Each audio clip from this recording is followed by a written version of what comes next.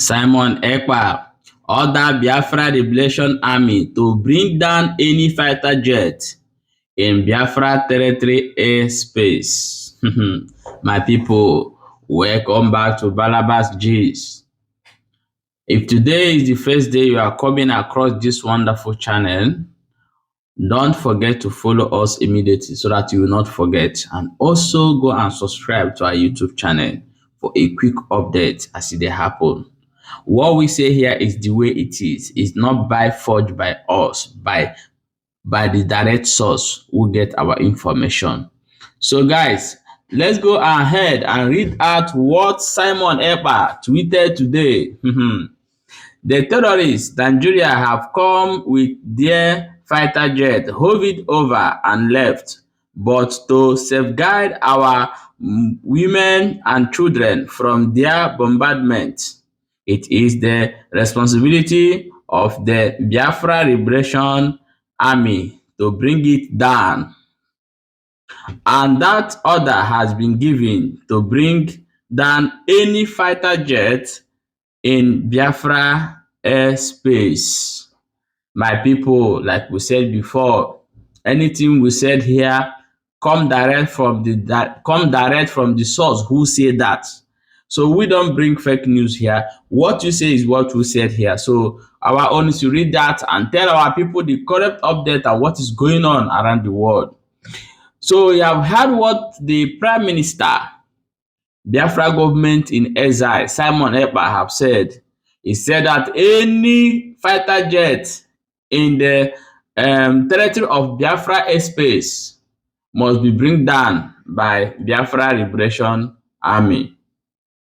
So Simon Ekpa also said that for a long time now that nobody have died by Nigerian military, or nobody have died along the roadside or by protest, because the Biafra Liberation Army are dealing with Nigeria military. So guys, you are in internet and you are watching everything. So I want us to talk about this in comment section. Do you agree on what Simon Ekpa said, or do you disagree on what Simon Ekpa? Leave a comment below.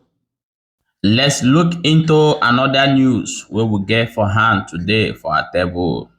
They say government burn Nigeria federal lawmakers house in Anambra.